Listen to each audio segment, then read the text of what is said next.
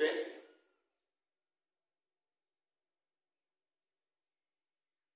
आज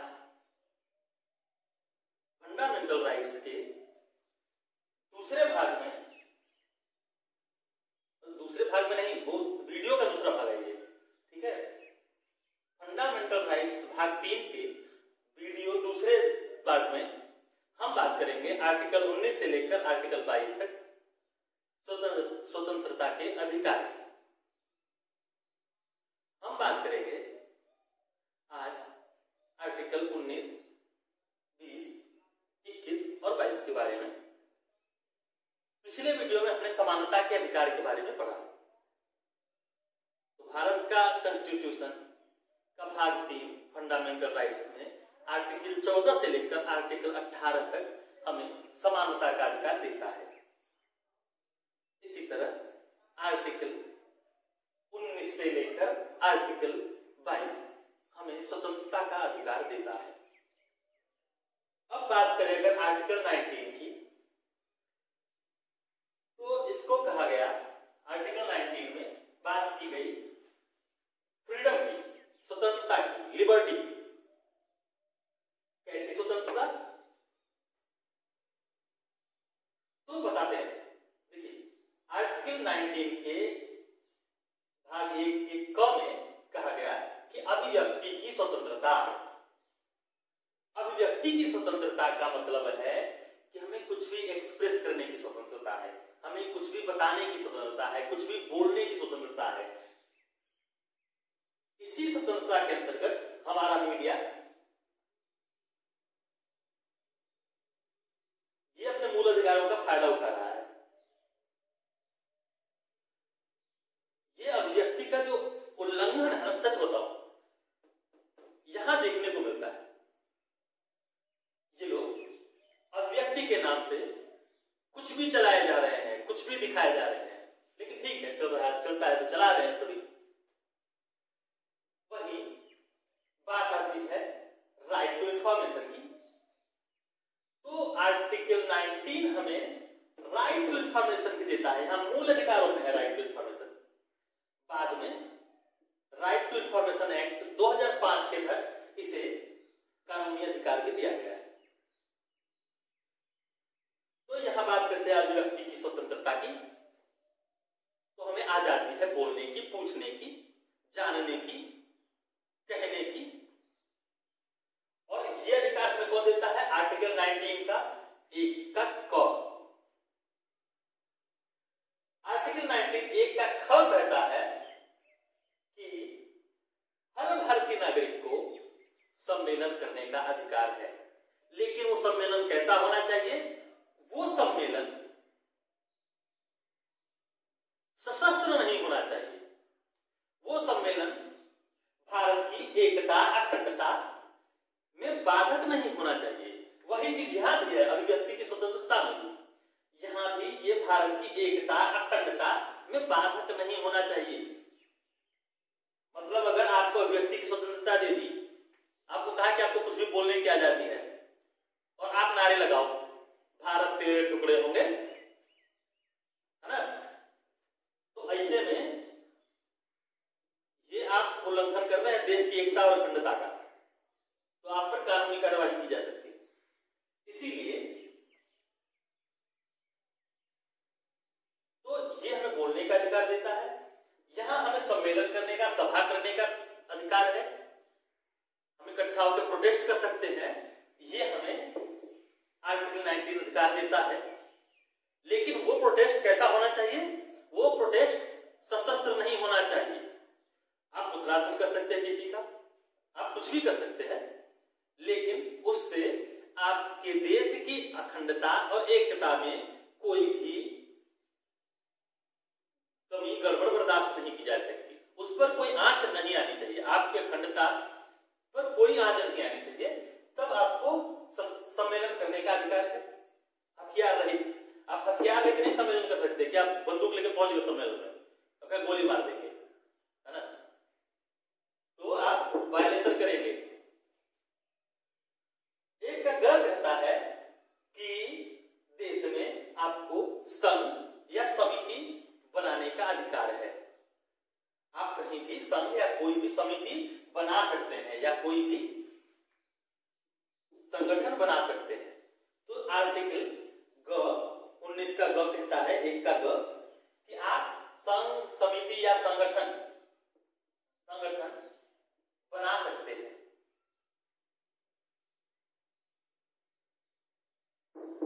आर्टिकल 1 का ख कहता है कि आप भारत में क्षेत्रीय भूभाग में कहीं भी किसी स्थान पर भी निर्बाध बिना किसी रोक टोक के आ जा सकते हैं। अब क्या आपको यहां से कश्मीर जाने के लिए वीजा लगता है क्या? नहीं ना। यहां से गुजरात जाने के लिए वीजा लगता है? नहीं। पासपोर्ट की जरूरत होती है? नहीं।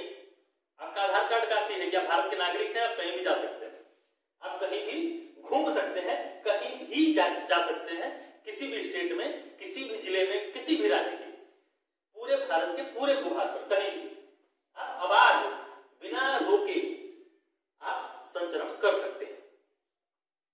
अब अगर आप संचरण कर रहे हैं, आप कहीं गए कमाने, तो वहां गए, घूमने गए, वहां देखिए नई नौकरी मिल रही है, कमा लेते हैं। तो ये कहते हैं कि अगर आप वहां कहीं गए हैं, आपको कहीं कुछ पसंद आ गई जगह, तो ये कहते हैं कि भाई आपको अगर कोई जगह पसंद है भारत में, तो आप वहां बस सकते हैं, आप रह सकते हैं, आप वहां किराए का मकान ले सकते हैं, आप वहां रह सकते हैं, आपको कोई रोकेगा नहीं, कोई रोक टोक नहीं है कि नहीं आपको नहीं रहने दिया जाएगा वहां। अभी देखिए महाराष्ट्र में कहते हैं कुछ लोग कि बिहारी वापस जाओ, है ना, भैया जी लोग वापस जाओ, तो ये तो गलत है ना भाई, ये आपके मूल अधिकारों का उल्लंघन होता है वहां, इसलिए कानूनी कार्रवाई की जाती है उनके विरुद्ध। हमारे यहाँ का लचीला कानून ही इतना लचीला है कि चल रहा है सब, लेकिन आपको कहीं भी बसने का अधिकार आर्टिकल 19 देता है, मूल अधिकार है। यही आती है बात संपत्ति। चलिए संपत्ति की बात, इसके बात करते हैं। संपत्ति का अधिकार वो अधिकार है कि जिसमें आपको देश के किसी भी भूभाग पर कहीं भी संपत्ति खरीदने का अधिकार है। पहले जम्मू कश्मीर में नहीं होता था, आर्टिकल 370 हटा दिया ना जब से, तब से वहां भी खरीद सकते हैं। तो आपको संपत्ति खरीदने का भी अधिकार देता है आर्टिकल 19। लेकिन अब यही एक बात आ जाती है कि आपने सुना भी होगा, पढ़ा भी होगा कि संपत्ति का अधिकार कानूनी अधिकार बना दिया गया है। यहां से इसको हटा दिया गया, इस जगह से हटा दिया गया, इसको कहा गया नहीं तुम यहां नहीं रह सकते, तुम गड़बड़ कर रहे हो, तो इसको मूल अधिकार से हटाकर कानूनी अधिकार कर दिया गया। संपत्ति को कानूनी अधिकार बना दिया गया है, कानूनी अधिकार। अब एक बात दिमाग में आई होगी, कई बार आप पढ़ रहे हो, गुरुजी भी पढ़ाए होंगे, कहेंगे संपत्ति के अधिकार को यहां से हटा के कानूनी अधिकार बना दिया गया। दिमाग में एक बात आई कभी की, संपत्ति के अधिकार को कहे कानूनी अधिकार बना दिया गया। संपत्ति तो सबका होना चाहिए, सबके पास। अब जैसे मैं कमा रहा हूं, मेरी संपत्ति है कोई, तो उसमें मेरा अधिकार होना चाहिए, वो तो मूल अधिकार है, कोई और छीन लेगा क्या? तो इन्होंने कहा नहीं, ऐसा नहीं है। गड़बड़ कहां हो रही थी? गड़बड़ ये हो रही थी जैसे कि कभी स्टेट को, राज्य को कोई सड़क बनानी, अब हुआ क्या कि उस सड़क बीच से जा रही है आपके खेत में से, है ना, सब लोग दे दिया है, अपना अपना जमीन दे दिया, और एक चचा, गांव में भी देखे होंगे ऐसे चचा, वो अड़ंगा लगा देते हैं थोड़ा सा, है ना, तो एक चचा को पसंद नहीं ये बात कि यार सड़क चली जाएगी यहां से, सब तो बड़ा, तो कहेंगे नहीं पुरखों की जमीन हम नहीं देंगे, अब हम नहीं देंगे कहेंगे। तो गवर्नमेंट के पास ये राइट नहीं था, मूल अधिकार है संपत्ति, यहां संविधान कह रहा है कि मूल अधिकार है और इसकी रक्षा सुप्रीम कोर्ट करता है, तो आपके मूल अधिकारों की रक्षा सुप्रीम कोर्ट करता है। अब क्या है कि गवर्नमेंट कह रही है कि मुझे चाहिए, आप कह रहे हैं हम देंगे नहीं, और सुप्रीम कोर्ट सर के ऊपर बैठा हुआ है गवर्नमेंट के, लेके दिखाओ, हम तो लेने नहीं देंगे तुम्हें, ये तो मूल अधिकार है उसका। तब संसद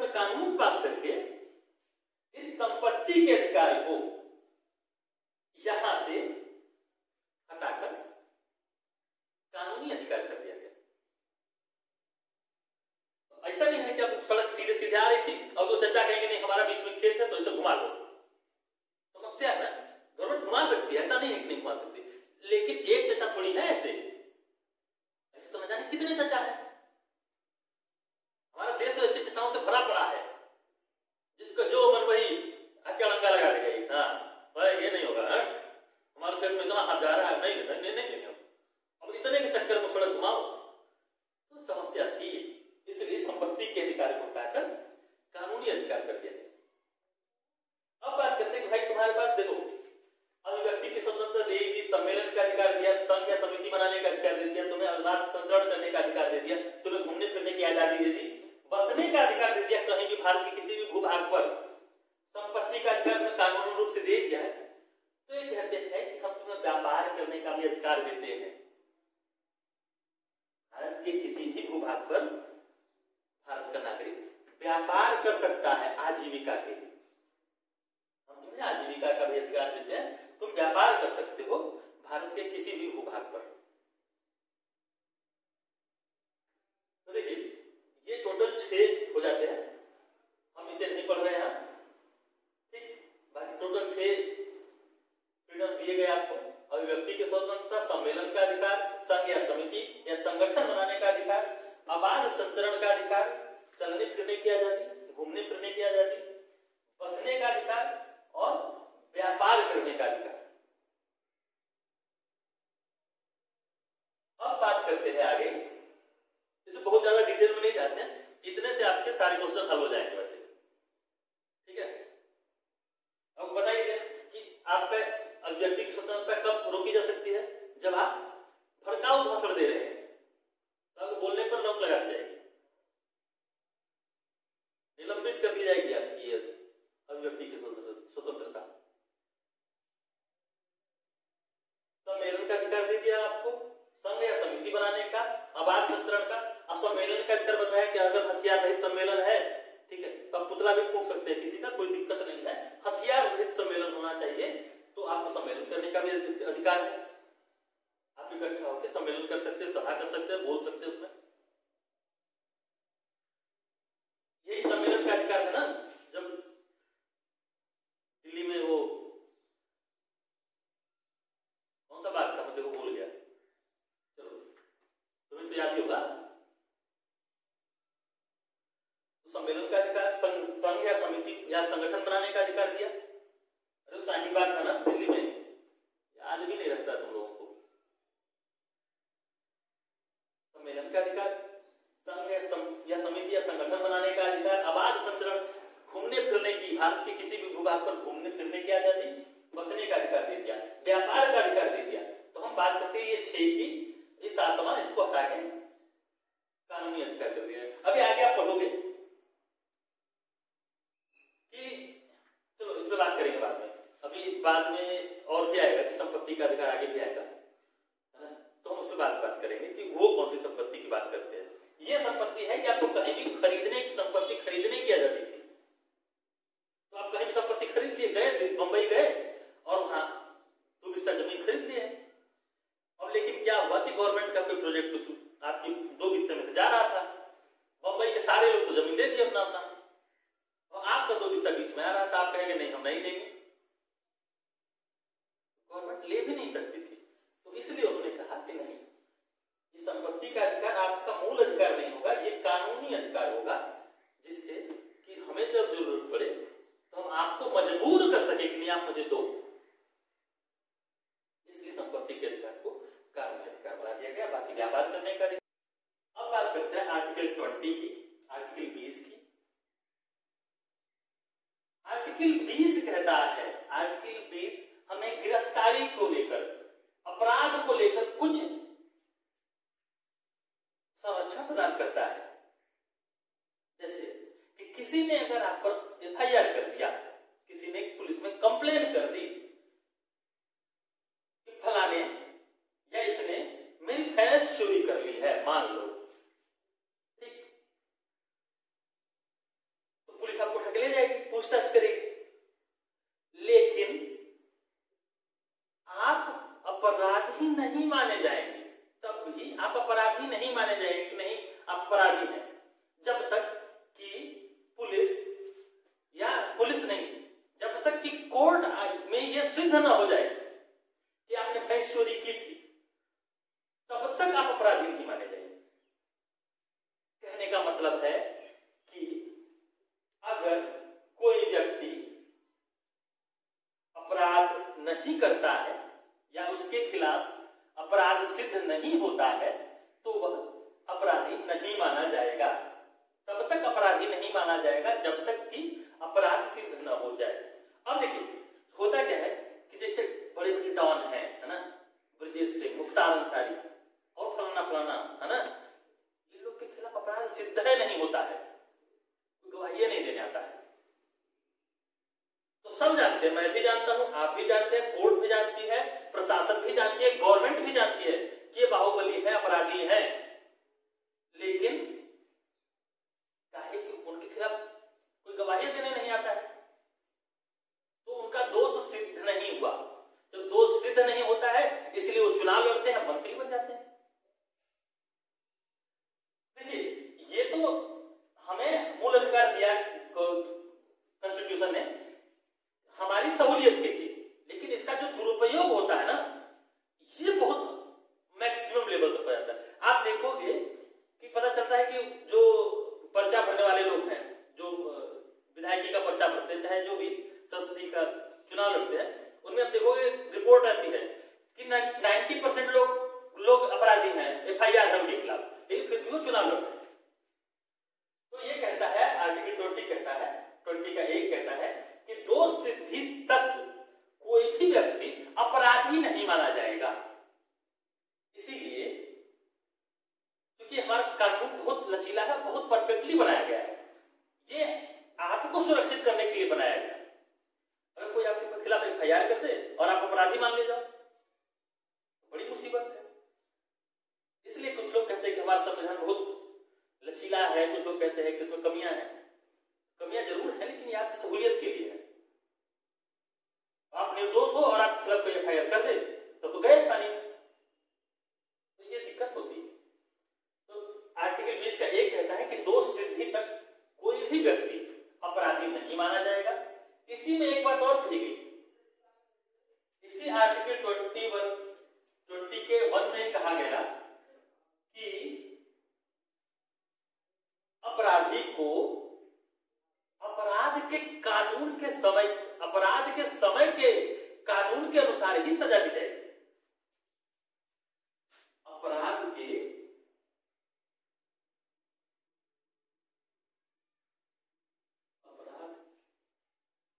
समय के कानून के अनुसार। अब ये कह रहा है, ये संरक्षण देता है कि जब तुम अपराध किए थे है ना, तब जौन वाला तरीका था, जौन वाला सजा मुकर्रर थी उस टाइम, जौन वाला सजा कॉन्स्टिट्यूशन में लिखा था कि इस अपराध के लिए यही सजा होगा, जो IPC में लिखा था हमारे यहाँ है ना, तो इस अपराध के लिए यही वाली सजा होगी, तो वही सजा दी जाएगी।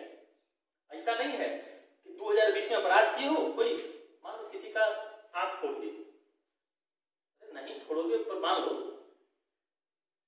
भाई, मान लो किसी का आंख फोड़ दी और सपोज करो कि पुराने जमाने में सोचो कई साल पहले, कई 100 साल पहले तो प्रावधान था, दंड का प्रावधान था कि आंख के बदले आंख, हाथ के बदले हाथ, गले के बदले गला। तो ऐसा नहीं है कि जज साहब अपने मर्जी से सजा सुनाते कि नहीं नहीं तुम हाथ तोड़े हो, तुम आंख फोड़े हो तो आंख के बदले आंख तोड़ोगे, नहीं। अपराध के समय जो कानून था, आंख फोड़ने के लिए 5 साल की जेल है तो 5 साल की जेल होगी। ऐसा नहीं है कि अपराध 2020 में किए और सजा सुना रहे हैं 2025 में जज साहब, और उस समय आंख फोड़ने के लिए 20 साल की सजा हो, तो ऐसा नहीं है कि वो आपको 20 साल की सजा सुना, नहीं, वो आपको अपराध के समय के अनुसार ही सजा सुना सकते हैं। तो इसमें भी आपको संरक्षण दिया गया है कि नहीं, अपराध के समय के अनुसार ही आपको सजा दी जा सकती है। आर्टिकल 20 का 2 कहता है कि एक व्यक्ति को एक अपराध के लिए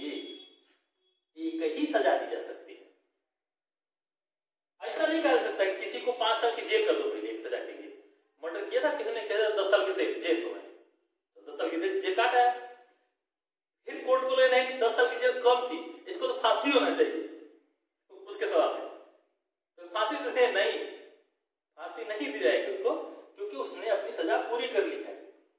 एक बार वो सजा काट चुका है तो एक ही सजा दे सकते, उसे 2 सजा नहीं दे सकते कि इसको 10 साल का जेल दे दिए फिर उसके बाद कहीं नहीं अब इसको फांसी देंगे, फांसी चढ़ाओ इसको। तो ये भी आपको संरक्षण मूल अधिकार प्रदान करते हैं, ये आपकी स्वतंत्रता है, ये संरक्षण है, स्वतंत्रता का अधिकार के तहत ही आती है।